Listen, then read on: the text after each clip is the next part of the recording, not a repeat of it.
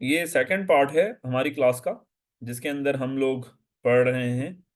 और आप लोगों से स्क्रीन शेयर कर रहा हूँ। तो आई होप सो सबके साथ स्क्रीन शेयर हो गई है। ठीक है, स्क्रीन शेयर हो गई है ना सबसे? स्क्रीन शेयर हो गई है। ठीक है। ठीक। तो हम लोगों ने दारुल उलूम देवबंद पढ़ लिया।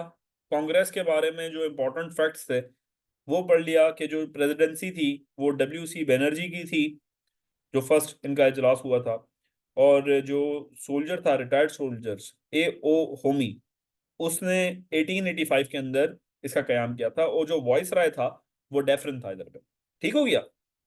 ये बातें जहन में हो सारी, जितनी भी मैंने अभी आप लोगों को ये बताई। चले, अब हम आ जाते हैं अपने नेक्स्ट टॉपिक के ऊपर, जो कि है पार्टीशन ऑफ बंगाल। देखें, पार्टीशन ऑफ बंगाल ना थोड़ा सा कंट्रोवर्शियल सा इशू है। अगर मैं इसको थोड़ा सा आपको मैप के थ्रू समझाऊं, यहाँ पर देख रहे हैं कि टेक्नोलॉजी का कैसा फायदा है। आपके टीचर के पास क्या क्या अच्छी अच्छी चीजें हैं। खैर, तो पार्टीशन ऑफ बंगाल जो है वो 1905 के अंदर पार्टीशन ऑफ बंगाल हुआ। अब पार्टीशन ऑफ बंगाल हुआ क्यों, ये बहुत इंपॉर्टेंट फैक्ट है। देखें, पार्टीशन दो वजूहात से किए जाते हैं। पहली वजह ये कि अगर आपके, ये मैं अपना जाती आपको जाविया पेश कर रहा हूं यहाँ पर जो पार्टीशन है उसके दो वजूहात मेरे जहन में है कि एक तो एडमिनिस्ट्रेशन के अंदर मसला हो रहा है। ठीक है, चीजें संभल नहीं रही गवर्नमेंट से, और वो चाह रहे हैं कि जी चीजों को बाइफरकेट कर दिया जाए, सेगमेंट बना दिया जाए, ताकि जो गवर्नेंस है वो आसान हो जाए। दूसरा, कोई अपना इंटरनल फायदा या डिवाइड एंड रूल वाली पॉलिटिक्स, उसकी वजूहात के बिना भी, उसके वजूहात की बेसिस के ऊपर भी पार्टीशंस किए जाते हैं। तो इस सिनेरियो के अंदर, पार्टीशन ऑफ बंगाल के अंदर, ये दोनों सिनेरियो मौजूद हैं। ठीक है, वो सिनेरियो जो है, जैसे आप लोगों को पता है कि ब्रिटिशर्स डिवाइड और रूल की पॉलिटिक्स पे काम करते थे। उनको पता था ये बात कि अगर मुसलमानों को और हिंदुओं को यूनिटी आ गई तो उनके लिए मसला है। तो उनका कोई भी ऐसा काम जो था वो यूनिटी को फरोग नहीं देता था। इवन वो कॉन्स्पिरेसीज करते रहते थे कि इन दोनों के झगड़े जो हैं वो चलते रहें और हम लोग फायदा उठाते रहें, क्योंकि जैसे ही यूनाइट हो गया मसला हो जाएगा। तो बंगाल का जो प्रोविंस है हमारा, उसके अंदर दोनों मेजोरिटीज जो थी वो बड़ी अक्सीरियत में पाई जाती थी, मुसलमान भी और हिंदू भी। तो इसको डिवाइड किया गया दो हिस्सों में, एक ईस्टर्न पार्ट और एक वेस्टर्न पार्ट। ठीक है, तो जो हमारे पास ईस्टर्न बंगाल था, जिसके अंदर मुसलमान वगैरह और असम का एरिया शामिल था, उसको एक अलग हिस्सा कर दिया गया और नीचे वाले को अलग हिस्सा कर दिया गया। अब इस जब ये हिस्से बकरे किए गए इसके, तो जो इंडस्ट्रियल एरिया था, जिसके अंदर सनतें थीं, जिसके अंदर मौके थे, जिसके अंदर मिनिस्ट्रीज थी, जिसके अंदर इंफ्रास्ट्रक्चर स्ट्रांग था, वो सारा का सारा चला गया मुसलमानों के हक में। ठीक है, और मुसलमानों की जो पॉपुलेशन थी उसको हुआ फायदा। तो इसके बरक्स जो हिंदू थे वो बागी हो गए उससे, जो हमारी ब्रिटिश राज थी। और उनके खिलाफ उन लोगों ने बहुत सारी मूवमेंट से स्टार्ट कर दी, जिसके अंदर आपकी बायकॉट मूवमेंट भी है, स्वदेशी मूवमेंट जो भी आती है वो इसी वजह से स्टार्ट हुई। जिसके अंदर खद्दर का जो कॉन्सेप्ट था, जो चरखा उन्होंने दिया कि जी ये जो बायकॉट मूवमेंट है, इसको बहुत सारे रंग दिए गए कि जी हम लोग इस वजह से बायकॉट कर रहे हैं कि जी जो हमारे प्रोडक्ट्स हैं उनको ऊपर लेके आ जाए। बहुत सारे एजेंडास थे, पर उसके अंदर एक मैंने एजेंडा ये भी था कि जी ये जो पार्टीशन ऑफ बंगाल है ये नल एंड वाइड होना चाहिए। और इसके लिए दंगे भी हुए, बहुत मामलात हुए, क्योंकि जो पावर थी वो मुसलमानों के हक में काफी अरसे बाद दोबारा जाती हुई नजर आई 1856 के बाद। ये एक पहला एक ऐसा मौका था जिसके अंदर जो मुस्लिम्स थे उनको थोड़ा सा एज मिलने लग गया ओवर हिंदू। तो इसके ऊपर काफी प्रॉब्लम्स क्रिएट की गई। ठीक है, अब इसकी डिटेल में और वो चीजें जो कि एमसीक्यूज में पूछी जाती हैं उसके ऊपर थोड़ा सा डिस्कस कर लेते हैं। कि मुस्लिम मेजॉरिटी इन ईस्ट बंगाली, मैंने आप लोगों को बता दिया। इस टाइम जब ये वाकया पेश आया, पार्टीशन ऑफ बंगाल हुआ, वो वायसराय जो था उसका, वो लॉर्ड कर्जन था। ये बहुत इंपॉर्टेंट है, at the time of partition of Bengal Lord Curzon was the viceroy of India. ये आप लोगों ने जहन में रखनी है चीज। दूसरा, ये डेट 16 ऑफ अक्टूबर, ये पेपर्स में पूछा जाता है 1905 तो लिखा हुआ होगा, उसके पीछे वो डेट भी पूछेगा, तो ये डेट आप लोगों के जहन में हो कि 16 अक्टूबर 1905 के अंदर ये हुआ था। स्वदेशी और बाइकॉट मूवमेंट जो मैंने आप लोगों को बताई, गांधी साहब ने स्टार्ट की। बाइकॉट ये हुआ था कि जो ब्रिटिश गुड्स थे जो वहां से इंपोर्ट होते थे इंडिया के अंदर, उनसे बाइकॉट किया गया और बहुत सारी प्रॉब्लम्स क्रिएट की गई। अच्छा, 1911 के अंदर लॉर्ड हार्डिंग जो थे उन्होंने रिवोक कर दिया, यानी कि 1912 के अंदर, 1911 के अंदर तकरीबन आपका 6 साल के बाद, अगर टेक्निकली देखा जाए तो 5 साल बाद, क्योंकि अक्टूबर के महीने में तो बना था ये, अक्टूबर नवंबर दिसंबर, मतलब 2 महीने पहले ही बना था, खत्म होने से पहले ही है। तो ये बात आपके जहन में हो। जी, पार्टीशन ऑफ बंगाल मेरी बुक में गलत लिखा हुआ है कि 1906, वो 1905 होना चाहिए, वो प्रिंटिंग मिस्टेक है या मेरी मिस्टेक है, मैं एडमिट कर रहा हूँ, वो एक ईयर मुझसे आगे पीछे हो गया। उसकी वजह भी यही है कि ये 2 महीने का फर्क है, उसकी वजह से ये आगे पीछे हो गया मुझसे। तो 1906 या 1905, आप 1905 कभी भी, आप एक चीज मेरी जहन में रखिएगा मेरी बात, कि अगर आपके पास ये माइनर एरर हो कि 1905 कहीं पे पढ़ा हो, कहीं पे 1906 पढ़ा हो, तो आप इससे परेशान ना हुआ करें। उसकी वजह यह है कि एग्जामिनर कभी भी आपको इतना इतना माइनर सा डिफरेंस नहीं देगा। वो आपको या तो 1908 कहेगा, 1906 5 कहेगा, 1901 कहेगा, या 1915 कहेगा, तो आपको अंदाजा हो जाएगा यार जो बिल्कुल करीब करीब जो मैंने पढ़ा था उसके ये है, तो उसको टिक कर दिया करें। तो इसको अंदर परेशान होने की जरूरत नहीं है आपको। तो 16 अक्टूबर 1905 के अंदर पार्टीशन ऑफ बंगाल हुआ, और लॉर्ड कर्जन जो थे वो आपके वाइसराय थे, और लॉर्ड होर्डिंग ने रिवोक किया। किसने रिवोक किया? लॉर्ड होर्डिंग ने रिवोक किया 1911 के अंदर। अब वो रिवोक क्यों किया, उसकी बहुत बड़ी वजह है। उसकी वजह यह है कि जो ब्रिटिश क्राउन थे वो आ रहे थे इंडिया के अंदर, और यहाँ पर दंगे फसादात बहुत ज्यादा हो गए थे। जो हिंदू थे वो बहुत ज्यादा इग्नाइट हो चुके थे इन सालों के अंदर, क्योंकि वो देख रहे थे कि जो मुस्लिम्स हैं उनको काफी प्रोटोकॉल मिल रहा है और चीजें हो रही हैं, तो यहाँ दंगे स्टार्ट हो गए। और यहाँ पर जो थी एक सेरेमनी वगैरह थी ब्रिटिश क्राउन की, जिसकी वजह से उन्होंने ये चीज़ इख्तियार की कि अगर ये पार्टीशन में नल एंड वाइड कर देता हूँ तो हो सकता है ये दंगे रुक जाएं और मामलात सुख असलूबी से हो जाएं। अदरवाइज वो जो ब्रिटिश क्राउन जो आ रहे हैं यहाँ पर, मामलात खराब हुए तो और मामलात खराब हो जाएंगे। इस वजह से partition of Bengal null and void हो गया 1911 के अंदर। आ जाते हैं अब साइमन शिमला डेपुटेशन पे। अब देखें, शिमला डेपुटेशन जो है हमारे पास बहुत इंटरेस्टिंग सा एक पॉइंट है, ठीक है। इसके अंदर जो ज्यादातर सवाल हमारे पास आते हैं उसके ऊपर पहले डिस्कस कर लेते हैं। तो शिमला डेपुटेशन को जो चेयर कर रहे थे मुस्लिम्स की तरफ से, वो सर आगा खान थे, ठीक है। और सर आगा खान थे जिन्होंने ये एक डिमांड, जो डिमांड्स थी साइमन डेपुटेशन की, वो रखी थी साइमन के आगे। जो साइमन जो थे वो थे आपके वाइसरॉय, और उन्होंने एक इंफ्रास्ट्रक्चर बनाया था कि जी अब ये जो हमारी डिमांड्स हैं वो रखें। उसकी वजह ये थी कि जब ये पार्टीशन ऑफ बंगाल हुआ और मामलात हुए, तो मुसलमानों को थोड़ा सा लगने लगा कि जी हमारी बात सुनी जा रही है और चीज़ें जो हैं वो बेहतरी की तरफ आ रही हैं।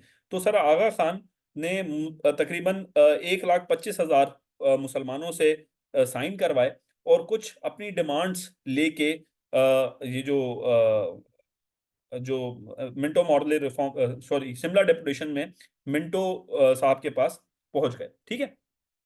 शिमला डेपुटेशन की बात कर रहा हूँ मैं, सॉरी, शायद मैंने पीछे गलत कह दिया। तो शिमला डेपुटेशन में जो सर आगा खान थे वो अपने 35 मुस्लिम लीडर्स के साथ मिंटो के पास पहुंच गए। मिंटो था आपका वाइसराय, और मॉर्ले जो था वो आपका सेक्रेटरी था, ठीक है, जो कि स्टेट अफेयर्स को देख रहा होता था। तो मिंटो और मॉर्ले ये अलग अलग बंदे हैं, ये आप लोगों ने कंफ्यूज नहीं करना। मिंटो अलग है, ठीक है, लॉर्ड मिंटो, और मॉर्ले अलग है, ठीक है।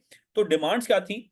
सीट्स इन एग्जीक्यूटिव, ठीक है, सीट्स मांगी गई एग्जीक्यूटिव काउंसिल के अंदर, जुडिशरी के अंदर सीट्स मांगी गई, और लेजिस्लेटिव असेंबली के अंदर जो लेजिस्लेशन हो रही होती है उसके अंदर सीट्स मांगी गई। किसकी? मुसलमानों की। और सीट्स की जो डिमांड की गई वो 25% डिमांड की गई कि जो 25% हमें सीट्स चाहिए।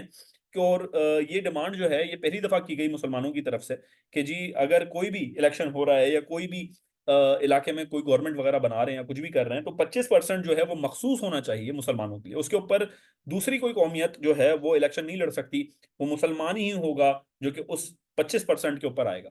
इससे जो मिनॉरिटी है, ये मुस्लिम जो थे, उनके राइट्स सेफ गार्ड हो रहे थे। इसमें पहली दफा सेपरेट इलेक्टोरेट और सेपरेट इलेक्शन का जो है वो बात रखी गई। अब सेपरेट इलेक्शन क्या होता है और सेपरेट इलेक्टोरेट क्या होता है उसको मैं थोड़ा सा डिफाइन कर देता हूँ आप लोगों को। देखें, फॉर सपोज ये एक एग्जांपल मैंने यहाँ पर लिखी थी, ये रही। एक मिनट, मैं कलर चेंज करूं इसका ताकि आप लोगों को सही से समझा सकूं अपनी बात। तो ये हम लाल ले लेते हैं, बल्कि ग्रीन लेते हैं, मजे का है। अच्छा देखें यहाँ पर, इस एग्जाम्पल को देखें आप, हिंदू मुस्लिम्स।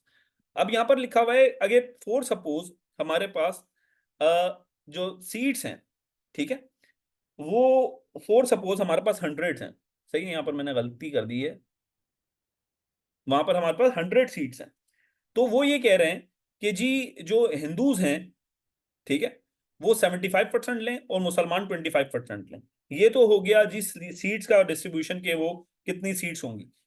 पर सेपरेट इलेक्टोरेट क्या होता है? सेपरेट इलेक्टोरेट ये होता है कि अगर कहीं पे इलेक्शन हो रहा है, वहां पर बंदों की तादाद जो है उसके हिसाब से आप टेरिटरीज डिफाइन करोगे, और एक स्पेसिफिक टेरिटरी के अंदर अगर फॉर सपोज हिंदुओं की तादाद है 5 और मुसलमानों की तादाद है 15, ठीक है, तो उस कॉन्स्टिट्यूंसी के अंदर जो इलेक्शन लड़ सकता है, जो उस कॉन्स्टिट्यूशन में खड़ा हो सकता है, वो मुसलमान ही खड़ा हो सकता है, वो हिंदू खड़ा नहीं हो सकता।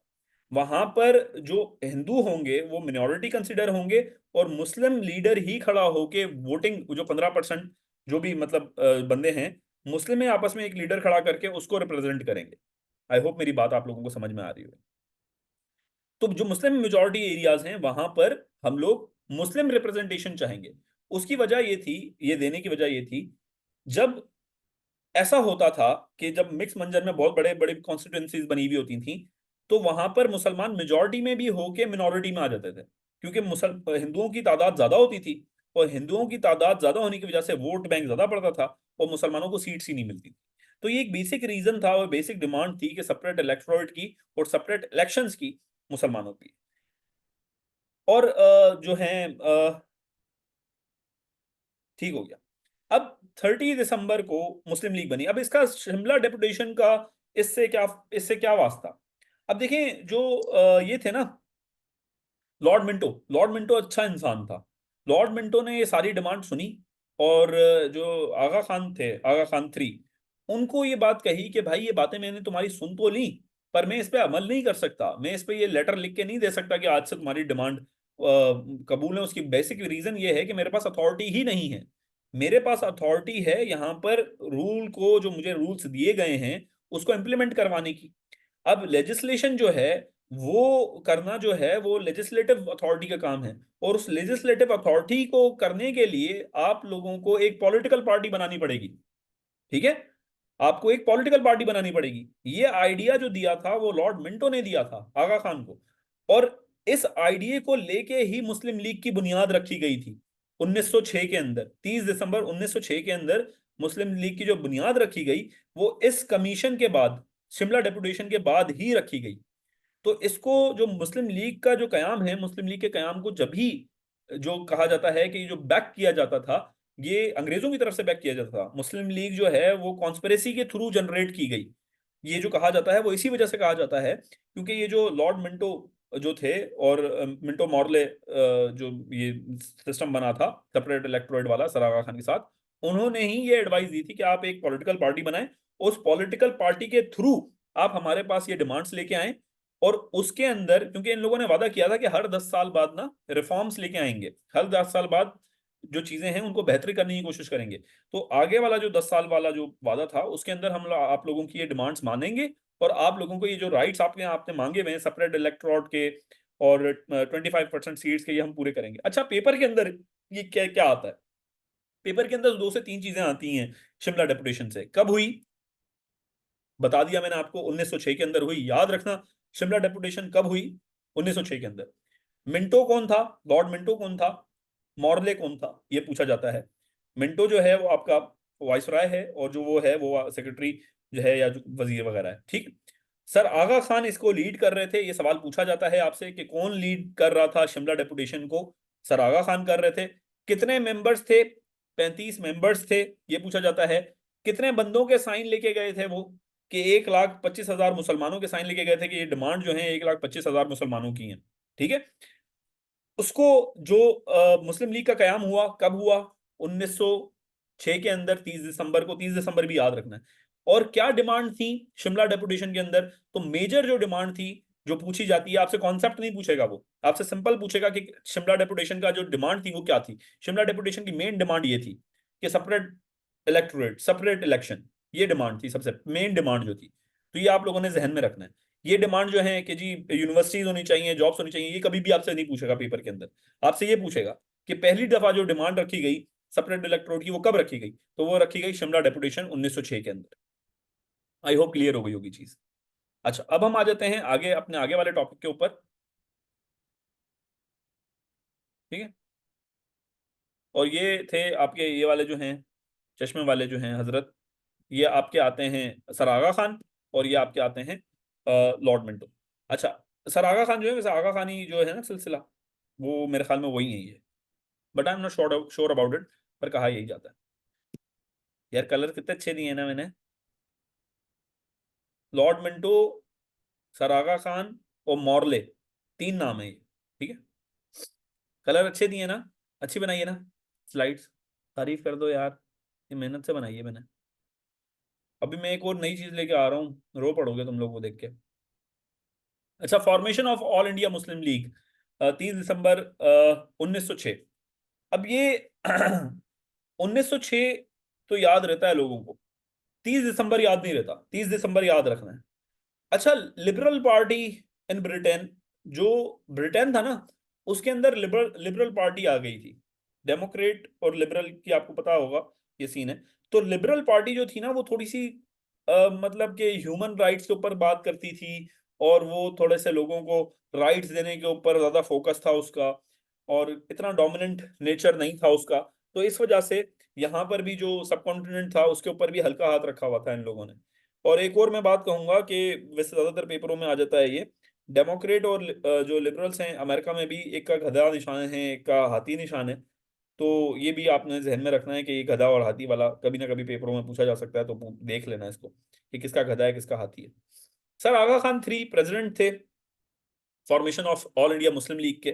ठीक है। और कहा यह जाता है नवाब वकारुल मुल्क और नवाब मौसुल मुल्क ज्वाइंट सेक्रेटरी थे। कहाँ बनी थी, ये सारे जितने भी मैंने ये पॉइंट्स लिखे हैं, ये समझ लो नाकाबिले फरामोश हैं ये आपने लाजमी याद रखना है। ठीक है। क्या, ये क्या कह रही हैं आप हानिया? सर तीन क्यों कहते हैं क्या?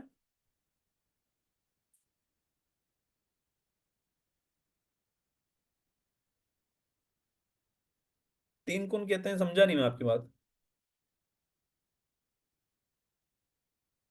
यार लेगेसी है ना, आगा खान 1 एक अलग बंदा है, आगा खान 2 अलग बंदा है, आगा खान 3 एक अलग बंदा है। ठीक है, इस वजह से। अच्छा, 1913 के अंदर change in constitution, power politics. अच्छा, ये क्या सीन है?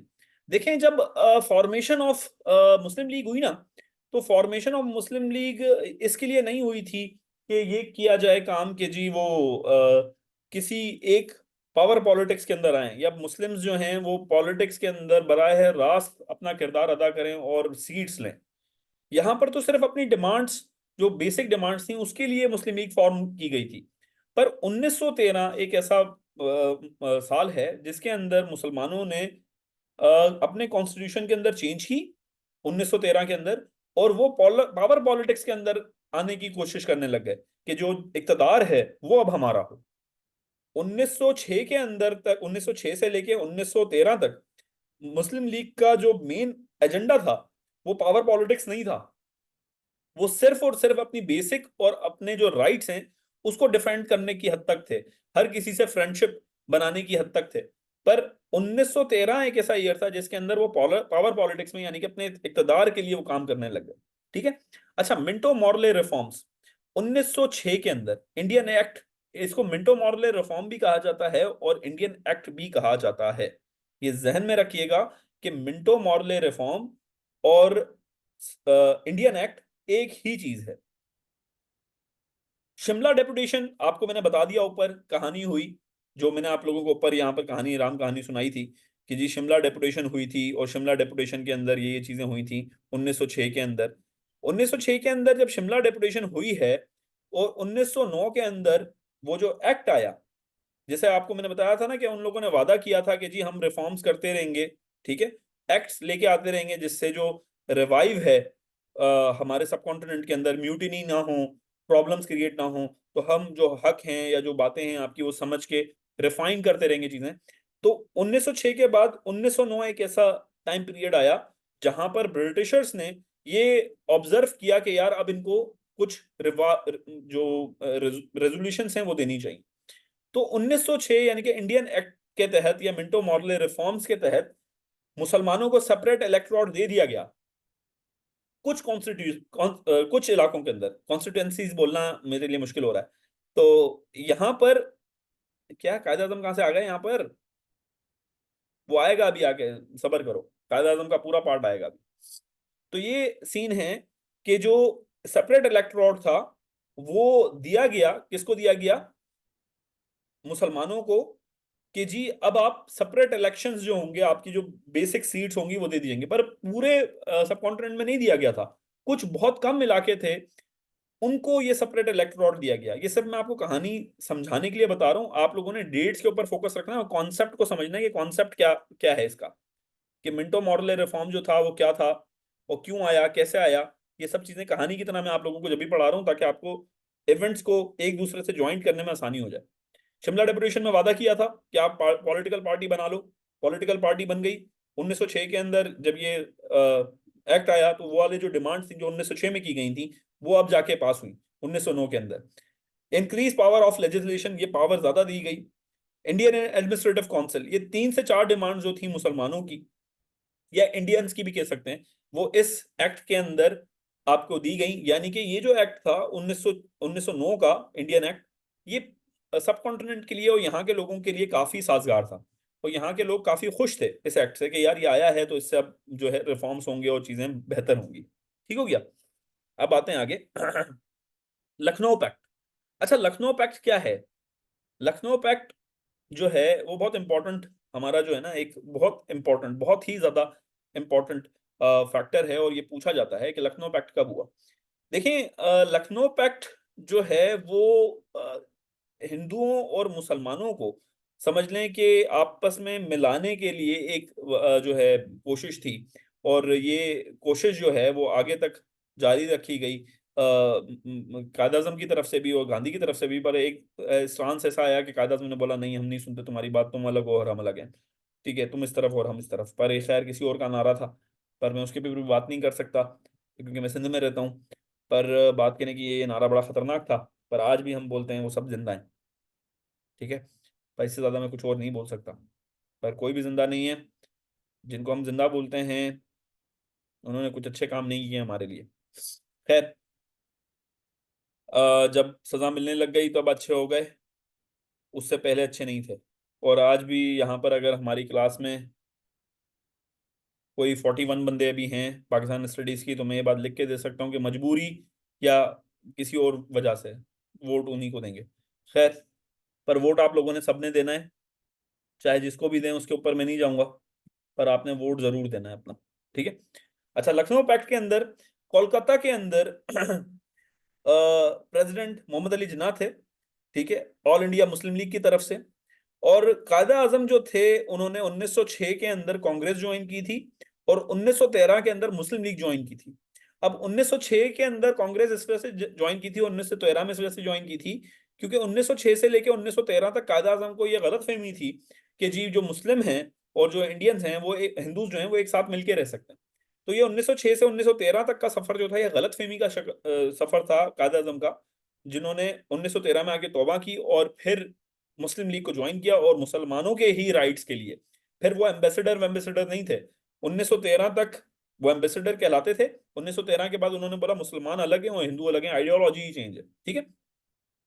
और सर सैयद का मैं एक बात बताना भूल गया कि सर सैयद अहमद खान को भी pioneer of two nation theory कहा जाता है, ये बात ध्यान में रखिएगा अपनी। वो हिंदू उर्दू कंट्रोवर्सी जो हुई थी वो उसकी वजह से हुई, उसकी वजह से कहा था उन्होंने। Ambassador of Hindu Muslim unity sir Sarojini Naidu ने ये लकब दिया था। सरोजनी नायडू, ये याद रखिएगा, ये वर्ड बड़ा मुश्किल सा है, मुझे भी याद नहीं है। सरोजनी नायडू औरत थी मेरे ख्याल में जिन्होंने ये एक लकब दिया था कायद आजम को कि जी आप जो हैं वो मुस्लिम हिंदू यूनिटी के एम्बेसडर हैं, यानी कि आप उसकी लेगेसी को आगे बढ़ाने वाले हैं।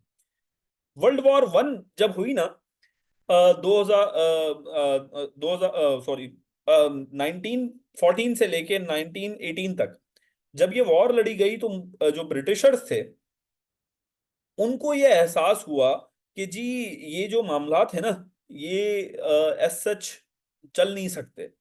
अब हमें जो है इन इलाकों में अमन चाहिए होगा।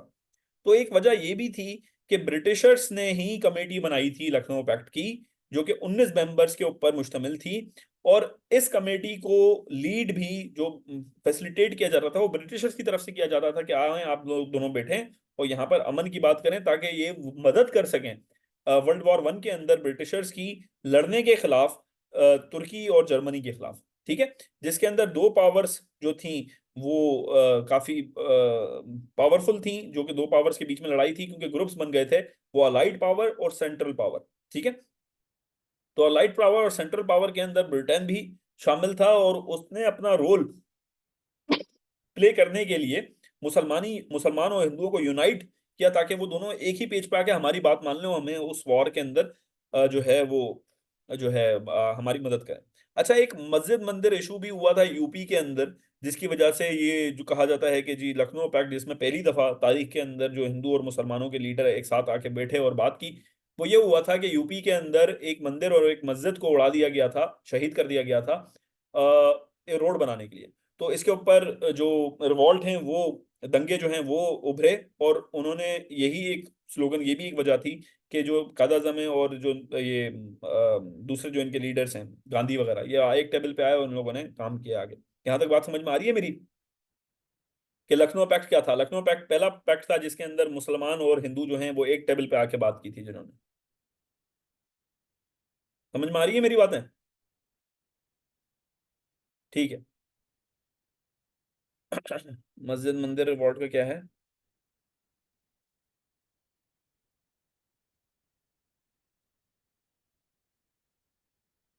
1913 के अंदर हुआ था। ठीक है, ये इशू हुआ था जिसको इग्नाइट होता रहा था, और ये एक वजह बनी थी कि लखनऊ पैक्ट हुआ। ठीक है। अच्छा, लखनऊ पैक्ट में मुसलमानों की डिमांड्स क्या थी? मुसलमानों की डिमांड ये थी कि प्रोविंशियल ऑटोनॉमी हो। देखें, अगर प्रोविंशियल ऑटोनॉमी होती, क्या ऑटोनॉमी बोलते हैं खुद मुख्तारी को, जब प्रोविंशियल ऑटोनॉमी होगी ना तो वो सेंट्रलाइज्ड पावर नहीं होगी। अब सेंट्रलाइज और डिसेंट्रलाइज पावर क्या है, इसको समझ लें। सेंट्रलाइज पावर उसको कहते हैं जब आप का जो सेंटर है, यानी कि जो जैसे हमारा इस्लामाबाद है, उसी के पास सारी पावर है, यानी कि फेडरल जो हमारी हुकूमत है उसके ऊपर सब, उसके पास सारी पावर्स हो। और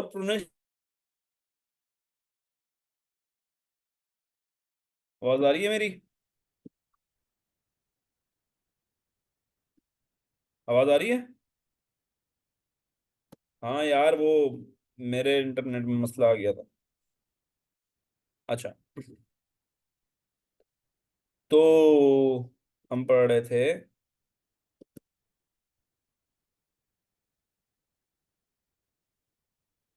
कहाँ थे? लखनऊ पैक्ट। अच्छा, लखनऊ पैक्ट जो मैं आपको बता रहा था कि ये पहला पॉइंट था जिसके अंदर मुसलमान और हिंदू एक साथ आए। और अच्छा, प्रोविंशियल ऑटोनॉमी का मैं ये बता रहा था आपको कि जो सेंट्रलाइज पावर है, आवाज आ रही है? सेंट्रलाइज, आवाज आ रही है? आवाज आ रही है तुम लोगों को मेरी? ठीक है। अच्छा, सेंट्रलाइज पावर का मैं आप लोगों को ये बता रहा था कि जो सेंट्रलाइज पावर होती है दोस्तों, वो ये होती है कि जो हमारा जैसे फेडरल है, फेडरल और प्रोविंशियल दो असेंबलीज है ना हमारी। तो जो फेडरल है, जैसे इस्लामाबाद है, इस्लामाबाद के पास सारी पावर्स हों, इस्लामाबाद ही डिसीजन ले कि सिंध को कितने पैसे देने हैं और ये काम करवाना है ये नहीं करवाना। तो ये सारी की सारी चीजें जो हैं वो इस्लामाबाद देखे, टैक्स कलेक्शन भी वो देखे, हर एक चीज वो देखे। जैसे आप सिंध बोर्ड ऑफ रेवेन्यू है, ठीक है, और फेडरल बोर्ड ऑफ रेवेन्यू है, दो बोर्ड्स है ना, एक फेडरल बोर्ड FBR जिसको बोलते हैं आप, और SBR जिसको बोलते हैं सिंध बोर्ड ऑफ रेवेन्यू। तो जो पावर्स ज्यादा दी जाएं वो फेडरल बोर्ड को ज्यादा दी जाएं और सिंध बोर्ड को कम दी जाएं, तो पावर क्या होगी, वो सेंट्रलाइज पावर होगी। ऐसे ही जो पंजाब है, पंजाब को भी सेंटर देख रहा होगा, मतलब जो इख्तियार है वो सारा का सारा सेंटर के पास मौजूद होगा, यानी कि जो कैपिटल होगा उस मुल्क का उसके पास होगा, यानी कि जो एडमिनिस्ट्रेटर होगा, यानी कि आप कैसे डिक्टेटरशिप, एक तरीके की डिक्टेटरशिप, उसको सेंट्रलाइज्ड पावर कहते हैं। और डिसेंट्रलाइज्ड पावर उसको कहते हैं जब आप पावर्स को डिवाइड कर देते हो अमंग प्रोविंसेस, अमंग पीपल, तो उसको डिसेंट्रलाइजेशन ऑफ पावर कहते हैं कि जी जो पावर्स है उसको हमने डिवाइड कर दिया लेवल्स, हायरार्की के अंदर। तो जितनी ज्यादा हायरार्कीज बनाई जाती हैं, डिसेंट्रलाइज पावर की जाती है, उतनी पावर्स जो हैं किसी भी गवर्नमेंट के पास कम रह जाती है।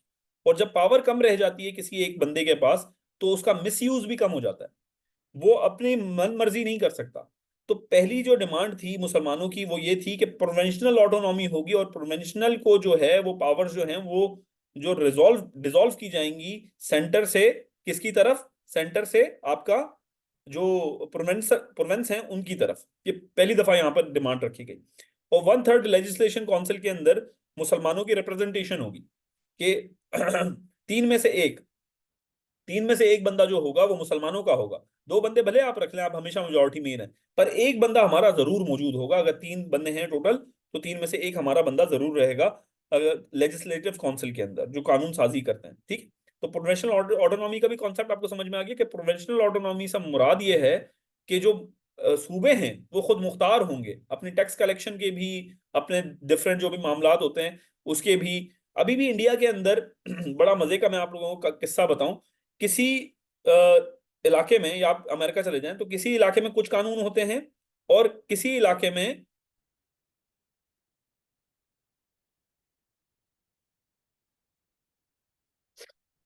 किसी इलाके में ये खिलाफत मूवमेंट तो आगे है ना मेरे भाई।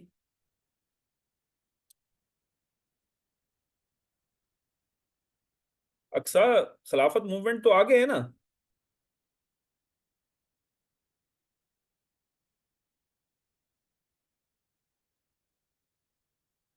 अलाइड पावर्स जो हैं वो ग्रुप्स थे, सेंट्रल पावर्स भी ग्रुप थे, जिसके अंदर जर्मनी आपका, और आपका तुर्की शामिल थे। दूसरी साइड जो है आपका वो ब्रिटेन और डिफरेंट जो भी मुल्क थे, I don't remember their names, पर वो शामिल थे।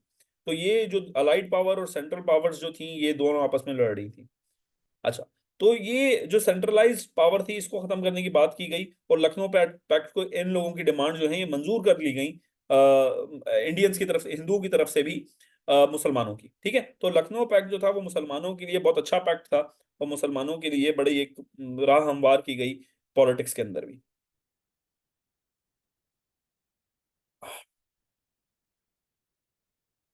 आजवा मैंने बताया था, कमेटी इस वजह से बनाई गई कि बहुत सारी रीजंस थी, जिसके अंदर ये रीजन थी कि मस्जिद मंदिर जो इशू हुआ था यूपी के अंदर 1913 के अंदर।